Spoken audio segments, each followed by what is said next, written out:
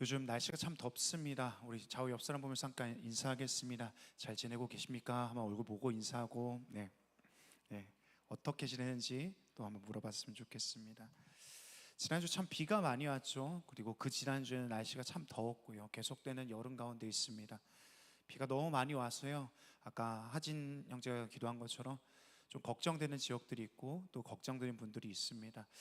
잘 회복됐으면 좋겠습니다. 또 우리가 도울 수 있는 것이 무엇인지를 좀 고민하고 기도했으면 좋겠습니다. 혹시 최근에 여러분 서점에 간 분들 계십니까? 서점에 가본 사람? 네. 서점 자주 가시죠? 네. 잘 안 갑니까? 네. 혹시 서점에 가신 분들 중에서요, 그 베스트셀러, 저는 맨 처음에 가는 데가 베스트셀러 있는 쪽이거든요. 베스트셀러 있는 란에 가보면은 인문학 부분이 있습니다. 인문학 베스트셀러에 놓인 책들의 제목들을 여러분 혹시 눈여겨 보신 적 있는지 모르겠습니다. 혹시 기억나는 제목들이 뭐가 있나 한번 좀 생각해 보십시오. 최근에 가신 분들이요. 요즘에 서점에 가면요, 어떤 철학자의 이름이 있는 책이 되게 많이 보이더라고요. 어떤 철학자입니다. 되게 자주 등장해요. 그러니까 요즘의 트렌드예요. 누구냐면요, 여러분 들어봤는지 모르겠습니다. 쇼펜하우어라는 철학자죠. 뭐 이런 책들입니다. 쇼펜하우어의 인생 수업, 다시 읽는 쇼펜하우어, 이런 책들 되게 많더라고요. 한참을 이제 베스트셀러에서 뭐 1등, 2등 막 이렇게 인문학 부분에서 했던 책들입니다. 어때요? 익숙하십니까? 이 이름이요? 잘 안 나타나는 이름 중에 하나예요. 왜냐면요, 쇼펜하우어는 염세주의 철학자거든요. 염세주의는 이런 겁니다. 세상과 인생을 고통스럽고 허무한 것으로 보는 관점을 염세주의라고 얘기해요. 이 사람이 했던 얘기를 제가 약간 그 사람 스타일대로 한번 말을 해볼게요. 좀 오그라들 겁니다. 좀 각오하고 들으세요. 이런 거예요. 희망아, 너는 우리를 속였어. 이런 거예요. 좀 죄송해요. 잘 못했어요.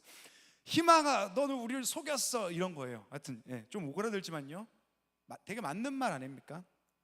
기다리면, 노력하면 얻을 수 있다고 했는데 희망은 우리를 속였다.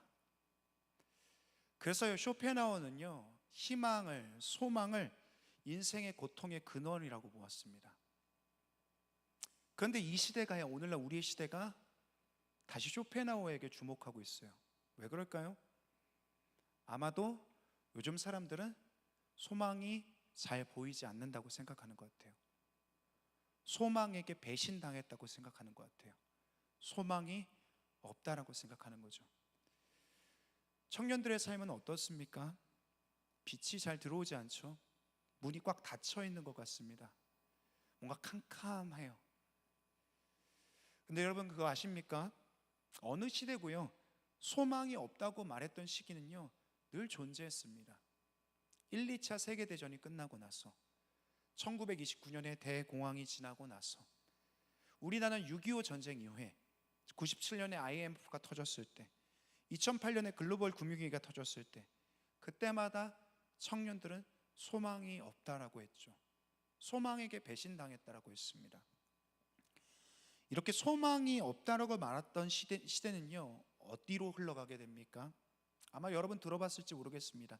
이렇게 힘든 시기를 지나게 될 때요, 뭐가 튀어나오냐면요, 이거가 튀어나와요. 현자들의 얘기죠. 현재를 즐겨라. 욜로 같은 것들이에요. 왜요? 미래는 너무 암울하니까요. 참담하죠. 그래서 현재를 즐기는 것 때문에, 현재를 즐기는 것에 집중하고 거기에 모든 에너지를 쏟으라고 이야기합니다. 그것밖에 낙이 없으니까요. 지금도요, 금요일 새벽에 막 신림역, 강남역 같은 데 가보세요. 저도 이제 신림역에 가까이 사니까 새벽에 가봤거든요. 전에 진짜 깜짝 놀랐어요. 새벽에 갔는데, 새벽 예배 끝나고 갔는데 막 이제 새벽이었으니까 새벽 4시 지나서 이렇게 갔거든요. 4시쯤에요. 근데 6시인 줄 알았어요. 오후 6시. 사람들이 너무 막 반짝반짝 하는 거죠. 막 가득해요. 진짜 너무 놀랐어요.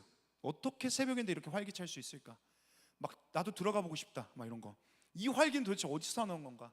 막 몬스터 먹고 뭐 하시스 먹고 뭐 버티는 건가? 뭐예요? 오늘을 즐기는 사람들이죠. 성에 대한 생각들도 바뀌었고요. 요즘에는 마약하는 젊은이들도 굉장히 많은 것 같습니다. 쾌락과 게임과 수많은 중독들, 이 모습들을 볼 때 우리는 무엇을 떠올리게 됩니까? 아, 저 사람 되게 잘 노는구나. 아, 저 사람 되게 현실을 즐기는구나. 이게 아니라요, 이런 거죠. 청년들의 미래에 대한 소망이 안 보이는구나. 내일에 대해서 두려워하고 있구나. 잊어버리고 싶구나. 소망이 없음을 깨달았구나. 우리 청년들이 그래서 미친 듯이 오늘만 보내자라는 생각 가운데 빠져 있는 것이 우리 시대의 모습이죠. 그래서 소망에 대한 생각을 하게 됐습니다. 소망에 대한 이야기를 해야 되겠다 생각이 들었습니다. 저희가요 이제 정규인 수련회가 이제 다음 주에 있거든요. 목금토 맞나요? 다음 주 그렇죠? 아니네요. 그 다음 주네요. 그 다음에 우리가 8월 12일에는요 청년부가 수련회를 가지 않고 사경회를 합니다.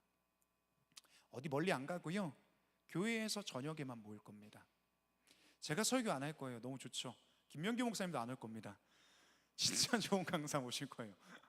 다 좋으신 분들이죠. 근데 어쨌든요 가까이서 하니까요 직장인들은 퇴근하고 아니면 뭐 방학 대학생들은 뭐 약속 다 하고 스케줄 다 보내고 저녁에 교회로 오면 됩니다. 이번 사경의 주제는요 소망에 대한 이야기가 될 겁니다. 우리의 소망이 무엇인가? 어떤 소망을 가져야 되는가? 우리의 방향은 바른 것인가? 그래서요 오늘부터요 몇 주간 우리가 이 소망에 대한 이야기들을 계속해서 나눠보고자 합니다. 오늘은요 우리의 소망의 방향성에 대한 이야기를 좀 해보자 합니다. 여러분은 어떤 소망이 있습니까? 신년 이제 연초가 되면요 각자 어떤 뭐 플래너 같은 데다가 적어놓잖아요. 어떤 계획들을 세워놓잖아요. 올해는 꼭 이것들을 해보자, 올해는 이런 소망들을 이루어보자, 이런 것들을 하지 않습니까? 뭐 아마 이런 거겠죠. 취준생은요 취업을 하는 거, 직장인은 더 나은 연봉에 갖게 되는 거, 솔로는 연애를 시작하게 되는 거, 누군가는 자격증을 따는 거, 시험에 통과하는 거, 다이어트 성공하는 거, 뭐 이런 것들이 우리의 뭐 소소한 소망이라고 할 수 있겠죠. 저는 여러분의 목사로서요 여러분이 가지고 있는 그 소망들이 하나 둘 정도 다 이루어졌으면 좋겠습니다. 많이 이루어졌으면 좋겠어요. 그래서 막 웃었으면 좋겠어요. 목사님 저 이게 됐어요. 목사님 이게 진짜 막 어떻게 됐는지 모르겠는데 진짜 너무 좋아요. 이랬으면 좋겠습니다. 아마도 우리에게는요 다 한두 가지 정도의 소망하는 바들이 있을 겁니다. 단기적인 것도 있을 거고요 장기적인 소망들도 있을 겁니다. 야구 선수에게 소망은 뭘까요? 뭐 말로 홈런 같은 거 아니겠습니까? 한번 빵 때리는 거죠. 장사하시는 분들에게는 뭘까요? 완판하는 거겠죠. 작품을 만드는 분들에게는요 완성하는 걸 거예요. 운동하는 이들한테는요 완주하는 거겠죠. 우리 모두 각자에게는 이런 소망들이 있습니다. 이런 플랜들이 있죠. 이게 이루어졌으면 좋겠다는 것들이 있습니다. 그렇다면 어부의 소망은 뭘까요? 어부요 만선이겠죠. 고기가 가득 차서 돌아오는 거죠. 배가 완전 차가지고 그렇게 가득 차서 오는 겁니다. 오늘 성경의 이야기는요 우리가 읽었던 본문의 이야기는 되게 중요하고 유명한 이야기입니다. 사복음서 전체에 등장하는 사건이거든요. 예수님의 첫 번째 제자였던 베드로라는 사람에 대한 이야기입니다. 그가 제자가 되기 전에는 어부였거든요. 아마 어부였으니까요 그의 인생의 소망도 배가 가득 차서 돌아오는 그 만선이 그의 소망이었을 겁니다. 근데 오늘 나타나는, 오늘 보여주는 이 베드로는 모습은 어떻습니까? 물고기를 단 한 마리도 잡지 못한 채로 등장하게 됩니다. 빈손이죠. 여러분 빈손으로 집에 들어간다는 게 어떤 건지 아십니까? 되게 두려운 겁니다. 집에 갈 때 빈손으로 가면요 보통 아버지들은 되게 힘듭니다. 저희 아들이 4살 때요 제가 집에 들어갈 때마다 현관에서 이런 얘기를 했습니다. 아빠 오셨어요? 이렇게 인사하는 게 아니라 이런 얘기 했죠. 돈 주세요 아빠 이렇게 얘기했어요. 돈 주세요, 돈 주세요 이렇게 얘기를 했어요. 왜냐면 그때 뽑기에 엄청 빠져 있었거든요. 그러니까 뽑기 하러 가기 위해서 돈 달라는 겁니다. 완전 돌아온 탕자 같은 녀석이었죠. 근데 이 타락한 4살짜리도요 알고 있습니다. 아빠는 고기를 잡아 와야 되는 사람이다라는 걸 알고 있어요. 오늘 이 베드로도요 아빠였으니까요 남편이었으니까요 최선을 다해서 물고기를 잡았을 겁니다. 보통 어부들의 스케줄은 이렇습니다. 밤에 나가서요 그물을 던지고 새벽까지 물고기를 잡아요. 왜냐면 새벽에요 물 위로 이렇게 물고기도 올라온다고 해요. 얕은 곳으로요. 그리고 아침에 귀가해서 그물을 정리하고 돌아가는 것이 그들의 일상적인 루틴이었다고 해요. 근데 2절에 보니까요 베드로는요 아침이 될 때까지 한 마리도 잡지 못합니다. 허탕을 쳤죠. 그제서야 그물을 씻고 있는 겁니다. 되게 허탈한 날이었을 겁니다. 그런데 그때 한 목수가 등장하죠. 5절을 보니까요, 그냥 목수가 아니라 되게 유명한 목수입니다. 왜냐하면 세례 요한이라는 그 당시에 가장 유명했던 선지자 중 한 사람이 자기의 전 생애를 걸고 이 사람은 하나님이다, 이 사람은 하나님의 아들이다라고 얘기했던 그런 청년이었거든요. 누굽니까? 예수라는 사람이죠. 당시에 이 예수라는 청년을 따랐던 사람들이 꽤나 많았던 것 같습니다. 그래서 예수께서는요, 비어있던 배에 오르셔서 호숫가에 모여있던 사람들한테 막 말씀을 나누고 있던 중이었습니다. 그런 중에 지금 베드로의 배를 빌려서 이렇게 말씀을 나눴던 것 같아요. 베드로는 어떻게 하고 있으면 그 옆에서 그물을 막 정리하고 있고 막 처량하게요. 그러면서 그 말씀에 귀를 기울이고 있는 장면이죠. 그런데 4절에 보니까요, 이렇습니다. 예수께서 말씀을 마치시고 이렇게 되어 있는데, 사실은 마쳤다는 말보다는요, 정확한 의미는 멈추고라는 단어입니다. 어떤 거냐면요, 예수께서 말씀을 막 가르치시다가 잠깐만 하고 베드로한테 간 거예요. 아마도 그게 더 중요한 일이라고 생각했던 것 같아요. 사람들을 가르치는 일보다요. 그리고 나서 베드로한테 이런 이야기를 하시죠. 아주 유명한 얘기죠. 깊은 곳에 가서 그물을 한번 던져보실래요? 사실 이건요, 되게 개념 없는 얘기예요. 여러분 알죠? 얼마나 개념 없는지요. 왜냐하면 이 사람들은요, 이 베드로는요, 평생을 이 호숫가에서 어부로 살았던 사람입니다. 근데 처음 보는 청년이 와가지고, 심지어 목수의 어부도 아니고요, 저기 한번 가서 그물 던져볼래요? 이 얘기하면요, 황당하지 않겠습니까? 아무리 그 사람이 대단하시더라도요, 막 선생님 소리를 듣지라도 당신 누군데 이거부터 나오지 않겠어요? 게다가 대부분의 깊은 곳은요, 육지에서 꽤나 떨어진 곳을 말합니다. 거기까지 배를 끌고 가야 되고요, 이미 그물도 다 정리를 끝났습니다. 한 번의 던짐을 위해서요, 이 수고로움을 감당해야 되는 거예요. 이 작업, 이 번잡한 작업, 밤새 허탕 쳤으니까요, 베드로도 솔직히 그렇지 않겠어요? 집에 빨리 들어가서 씻고 자고 싶다, 이 생각을 하지 않겠습니까? 그런데 오늘 베드로는요, 예수께 이렇게 대답합니다. 5장 5절 말씀입니다. 우리 같이 한번 읽어보겠습니다. 시몬이 대답하여 이르되 선생님, 우리들이 밤이 새도록 수고하였으되 잡은 것이 없지만은 말씀에 의지하여 내가 그물을 내리리이다 하고. 어때요? 되게 대단하지 않습니까? 그는 정말로요, 자기의 수고로움을 무릅쓰고 이 예수라는 청년이 지시한 대로 배를 끌고 나가 깊은 곳에 가서 그물을 던집니다. 그리고 그 결과 어떻게 됩니까? 생각지도 못한 엄청나게 많은 물고기를 잡게 되죠. 6절에 보니까 이렇게 되어 있어요. 그렇게 하니 고기를 잡은 것이 힘이 많아 그물이 찢어지는지라. 그물이 찢어지게 많은 물고기를 잡았다고 합니다. 뭐예요? 그가 그토록 원했던 만선이죠. 근데 한 배만 채운 게 아니라요, 2배를 가득 채웁니다. 1만 선이 아니라 2만 선입니다. 대박이 아니라 대대박입니다. 엄청난 거죠. 어땠을 것 같습니까? 여러분이 이런 일들이 일어나면요, 여러분 삶에서요, 연봉이요 2배로 올랐어요. 진짜 너무 좋을 거 아니에요? 안 좋아요, 여러분? 되게 좋을 것 같은데 저는 저 너무 소원하는데. 여러분 자격증을요, 시험 한 5개 봤는데 5개 다 됐어요. 공부 별로 안 했는데 너무 기분 좋지 않겠습니까? 여러분 시험 성적 쳤는데, 시험 봤는데 성적도 막 갑자기 막 A++++ 막 계속 이렇게 나와요. 깜짝 놀라지 않겠습니까? 오늘 베드로도 마찬가지겠죠. 만선이에요. 모든 어부들의 소망이죠. 보통 이 본문은요, 이 누가복음 5장에 있는 이 사건의 본문은 우리의 믿음과 순종에 대한 설교 가운데 가장 자주 등장하는 본문일 겁니다. 대부분 이런 내용의 설교예요. 여러분, 이 베드로를 보세요. 믿음으로 깊은 곳에 가서 그물 던지지 않았습니까? 이렇게 순종하면 복 받는 거예요, 여러분. 그럼 성도들이 어떻게 해요? 아멘 하죠. 그런 찬양도 있잖아요. 주의 말씀 의지하여 깊은 곳에 그물 던져 오늘 그가 놀라우신 일을 봐라. 물론 이 본문을요, 믿음과 순종으로 인해서 복받는 걸로 해석할 수 있어요. 근데요, 그게 전부라면요, 이 다음 장면은 없어야 돼요. 5장 8절입니다. 띄워주시겠어요? 같이 한번 읽어보겠습니다. 시몬 베드로가 이를 보고 예수의 무릎 아래 엎드려 이르되 주여 나를 떠나소서 나는 죄인으로소이다 하니. 여러분, 좀 이상하지 않습니까? 그의 소망이 이루어졌잖아요. 우리 식대로 얘기해 볼까요? 그가 믿음으로 순종해서 복 받았잖아요. 근데요, 왜 이래요? 무릎을 꿇고 자기가 죄인이래요. 날 떠나달래요. 뭔가 어울리지 않지 않습니까? 뭘까요, 이게요?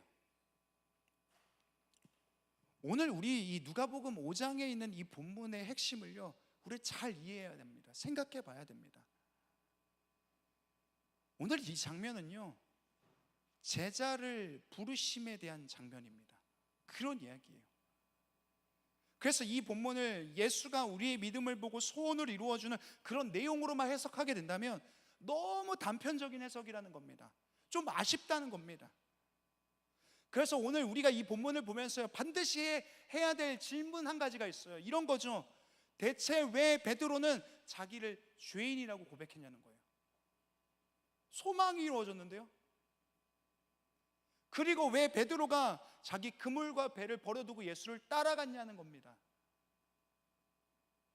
오늘 이 질문을 우리가 반드시 해봐야 돼요. 이 본문 속에서요. 그렇다면요, 이 질문을 한번 따라가 보죠. 먼저요, 베드로가요, 갑자기 무릎을 꿇고서 자기가 죄인이라는 얘기를 왜 했을까요? 오늘 여기서요, 우리는요, 마치 한 편의 영화를 쫙 보고 있는 거예요. 누가복음 5장 영화 같은 거요. 그런데 어떤 한 장면을요, 못 보고 지나간 것 같아요. 놓친 거죠. 베드로는 봤어요. 근데 우린 못 본 겁니다. 5장 8절 말씀 다시 한번 띄워주시겠습니까? 우리 같이 한번 천천히 읽어보죠. 시작. 시몬 베드로가 이를 보고 예수의 무릎 아래 엎드려 이르되 주여 나를 떠나소서 나는 죄인으로소이다 하니. 오늘 우리가 여기서 좀 중요하게 생각할 것, 베드로는 봤는데 우린 못 본 게 뭡니까? 오늘 베드로라는 사람이 예수께 나와서요, 무릎을 꿇고 나는 죄인입니다, 떠나소서, 이런 얘기를 하죠. 그런데 그거 말하기 전에요, 오늘 어떻게 돼 있죠? 시몬 베드로가 이를 보고, 베드로가 뭔가를 봤어요. 그가 직전에요, 무릎 꿇기 전에 뭔가를 본 겁니다. 그게 뭘까요? 뭐길래 예수 앞에서 이렇게 반응하고 있습니까? 그 전으로 넘어가죠. 7절입니다. 같이 한번 읽어보겠습니다. 이에 다른 배에 있는 동무들에게 손짓하여 와서 도와달라 하니 그들이 와서 두 배의 체험에 잠기게 되었더라. 이거죠. 오늘 이 장면을요, 우리가 잠깐 상상해 볼게요. 그물에요, 고기가 가득 찹니다. 낑낑대면서 배로 들어 올렸어요. 그래서 한 배에 고기가 가득 차요. 그리고 막 와달라고 했어요. 도와줘, 도와줘. 그 다음 배도 고기가 가득 찹니다. 채우다 보니까요, 사람이 설 자리가 없습니다. 그래서 어떻게 하죠? 그물을 끌어올리던 베드로가요, 물속으로 풍덩 들어가요. 오늘 베드로가 보고 있죠. 지금 어디서 보고 있는 겁니까? 물속에서 보고 있는 거예요. 뭘 보고 있죠? 바다 위에 떠서 자기 배를 보고 있어요. 가득 찬 배죠. 그리고 나서 그가 본 게 뭡니까? 그 가득 찬 배가 가라앉는 장면이에요. 오늘 베드로가 보게 된 게 그거죠. 가라앉는 거죠. 이게 어떤 의미일까요? 우리 기독교 전통에는요, 웨스터민스터 소요리 문답이라는 책이 있습니다. 전통교회가 세례를 받는 아이들을 교육할 때 사용했던 책입니다. 총 107개의 질문과 답으로 되어져 있는데요, 아이들을 가르치는 책이지만 절대로 내용이 가볍지 않습니다. 아이들은요, 6개월에서 수년 동안 이 책을 계속해서 배워요. 그리고 이 책에 나온 질문과 답을 충분히 곱씹어 본 다음에 자기가 이 내용을 믿음으로 고백할 수 있을 때에 교회는 그를 성도라고 인정하고 세례를 줍니다. 이 책에, 이 웨스트민스터 소요리 문답에 나오는 가장 첫 번째 질문이 뭐냐면요, 이겁니다. 사람의 제1되는 목적은 무엇인가예요. 이런 거죠. 여러분 왜 태어났습니까? 여러분 왜 생겨났죠? 여러분 왜 이 땅에서 살아갑니까? 이런 질문입니다. 거기에 대해서 성경은 어떤 답을 하냐면 이렇게 얘기합니다. 하나님을 영화롭게 하는 것과 영원토록 그를 즐거워하는 것입니다. 이런 얘기를 해요. 좀 쉬운 표현을 해볼까요? 좀 쉽게요. 우리는 하나님을 높이기 위해서요, 그리고 하나님과 함께하는 기쁨으로 살아갑니다. 이게 우리의 인생의 목적이래요. 무슨 말이냐면 이겁니다. 이것이 원래 인생의 목적이라는 거예요. 원래 이것이 우리의 인생의 방향성이라는 겁니다. 원래 이것이 우리의 소망이어야 한다는 거예요. 하나님을 높이는 것과 우리가 하나님과 함께 살아가는 기쁨을 아는 거예요. 그런데 성경은 어떤 얘기를 합니까? 우리의 소망이요, 이 원래 소망에서요 빗나가게 됐다라고 얘기해요. 왜죠? 인류의 시작 가운데 어느 날 아담과 하와가 이 말에 속았죠. 창세기 3장 5절입니다. 제가 읽어드릴게요. 너희가 그것을 먹는 날엔 너희 눈이 밝아져서 하나님같이 되어 선악을 알 줄 하나님이 아심이니라. 원수가 이 아담과 하와에게 와서 속삭였죠. 속였습니다. 어떤 말입니까?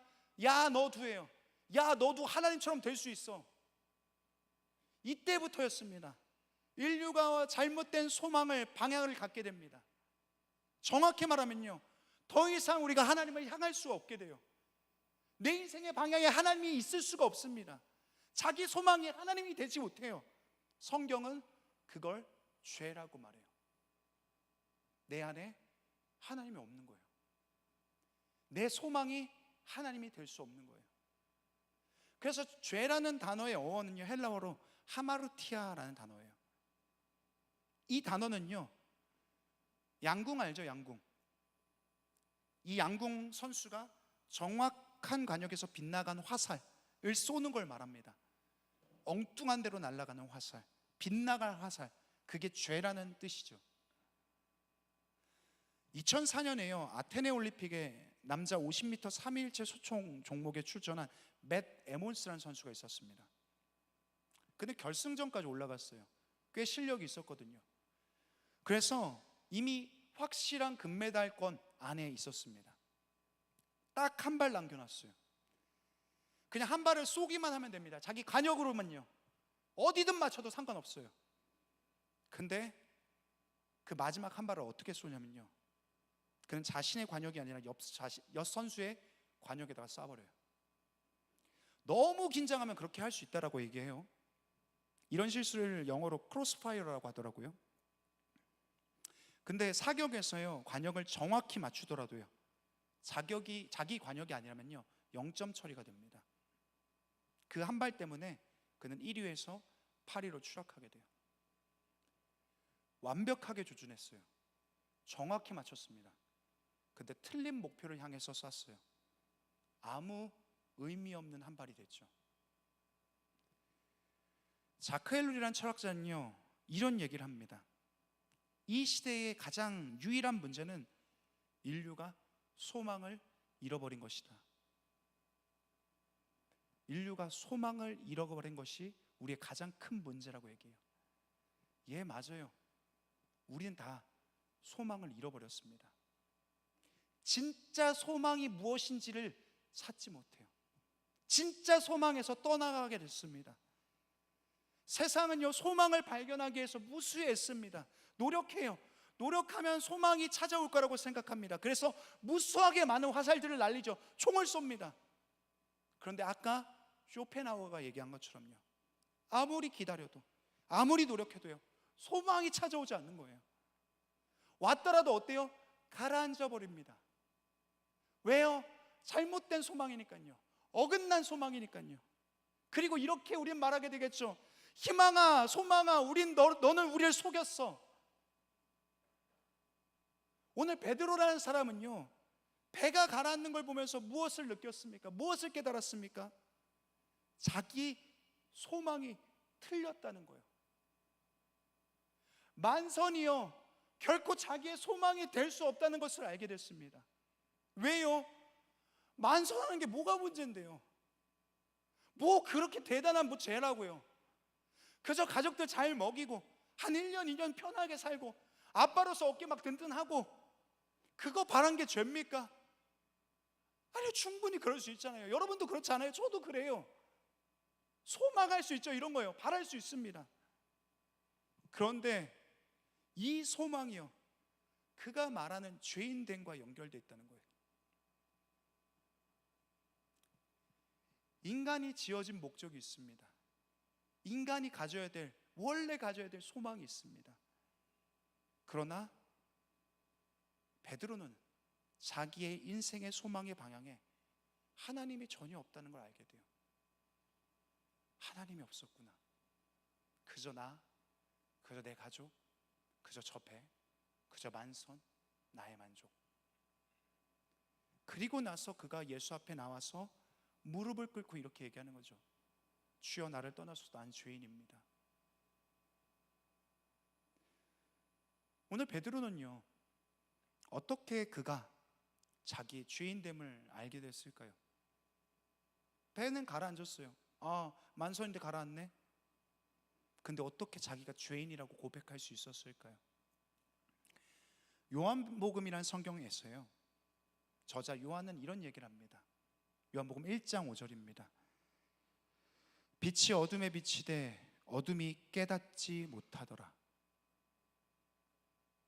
무슨 얘기입니까? 빛이 어둠에 비쳤죠.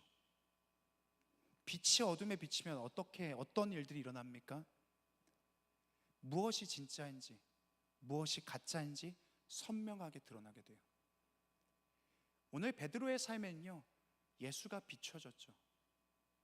그래서 그 안에 뭐가 가라앉을 소망인지, 무엇이 가라앉지 않을 영원한 소망인지에 대해서 드러나게 된 거예요. 알게 된 거죠. 가라앉을 소망을 가졌던 자신이 죄인이라는 것을 알게 된 겁니다. 우리도 마찬가지입니다. 예수를 우리가 알게 되면 어떤 일이 우리 가운데 일어납니까? 복 받는 거요? 잘 되는 겁니까? 아니요. 뭐가 진짜인지 가짜인지 구분할 수 있게 돼요. 왜요? 예수가 그 빛이니까요. 비춰지는 빛입니다. 예수가 진짜 소망이니까요. 진짜 앞에서는 아무리 가짜가 흉내를 내도 짝퉁을 구분할 수 있습니다. 그것이 예수가 우리 안에서 하시는 일이죠. 그는 빛입니다. 여러분, 그러면요, 그 중에서요, 오늘 베드로는 만선을 꿈꿨습니다. 자기 소망이었죠. 가짜 소망, 페이크였습니다. 그 중에서 우리가 가지고 있는 소망 중에서 가장 가짜는 뭘까요? 무엇이 가장 페이크일까요? 아까 5절 말씀 우리가 읽었잖아요. 빛이 어둠에 비치되 어둠이 깨닫지 못하더라. 오늘 이 말씀의 원래 뜻은 이겁니다. 빛이 어둠에 비쳤지만 어둠이 그를 붙잡지 않았습니다. 빛이 어둠에 비쳤지만 어둠이 그를 받아들이지 않았습니다. 어둠이 그 안으로 들어가지 않았습니다. 어둠이 그를 환영하지 않았습니다. 이런 뜻입니다. 왜 그랬을까요? 예수가 하나님이신데 인간이 되셔서 우리의 소망 되시기 위해서 이 땅 가운데 오셨음에도 불구하고 왜 어둠들은 이 빛을 잡지도 않고 환영하지도 않고 그 빛에 들어가지도 않았을까요? 간단합니다. 스스로 빛이 되고 싶거든요. 스스로 생명이 되고 싶어요. 스스로 가능성이라고 생각해요. 스스로 내가 소망이 될 수 있다고 생각해요. 그렇지 않습니까? 여러분 아주 청춘이잖아요. 대부분은요, 그죠? 아직 아니신 분들이 계시지만요. 여러분 손에는 시간이란 게 있습니다. 여러분 손에 가능성이란 게 있어요. 그러니까 스스로 무언가를 할 수 있다, 스스로 빛이나 생명이나 소망이 될 수 있다라고 확신이 아직은 있죠. 그래서 아마 아마 이 확신 때문에요. 골방기도에도 안 오고 사경에도 안 오고 지난주 좀비 탈출 폭망했습니다. 안 오죠. 왜냐? 나는 아직 소망이니까, 나는 아직 가능성이니까, 나는 아직 시간을 가지고 있으니까, 나는 아직 젊으니까. 여러분, 공부를 때려쳐라, 학원을 끊어라, 직장 그만둬라, 이런 얘기하는 게 아닙니까? 열심히 하십시오. 여러분의 젊음을 가지고, 여러분의 시간을 가지고, 여러분의 열정을 가지고 최선을 다해서 하십시오. 그런데 한 가지 기억하십시오. 아무리 붙잡아도 그건 영원한 소망은 아닐 거예요. 그게 여러분의 영영한 소망은 될 수 없어요. 아무리 거기다가 화살을 쏴봐도 거기에 여러분이 붙잡아야 될 소망은 없어요. 어디에 있습니까? 오늘 베드로가 만난 예수 앞에 있죠. 예수 앞에 가야 돼요. 예수 안에서 조금씩 우리의 진정한 소망이 무엇인지를 구분할 수 있게 돼요. 뭐가 내가 붙잡아야 될 것인지, 무엇이 내가 내 손에서 놔줘야 할 것인지, 우리의 목적, 우리의 방향성, 우리가 추구해야 할 바, 우리 예수를 통해서 다시 재해석되어야 합니다. 왜곡되거나 빗나간 것이 아니라 무엇이 여러분 안에서 영원히 빛나야 할 것인지, 영원히 소망으로 굳건하게 서야 할 것인지 드러나게 될 겁니다. 우리가 소망했으면 좋겠습니다. 소망이 사라져가는 시대지 않습니까? 그러나 우리가 이 시대의 흐름에, 눈앞에 보이는 일들에 우리의 마음을 낙심하거나 낭망하지 않고 우리 안에 영영에 빛나는 그것을 붙잡고 굳건히 나아가 여러분 안에서 소망할 수 있게 되게 간절히 축원합니다. 우리 함께 찬양하고 기도하겠습니다.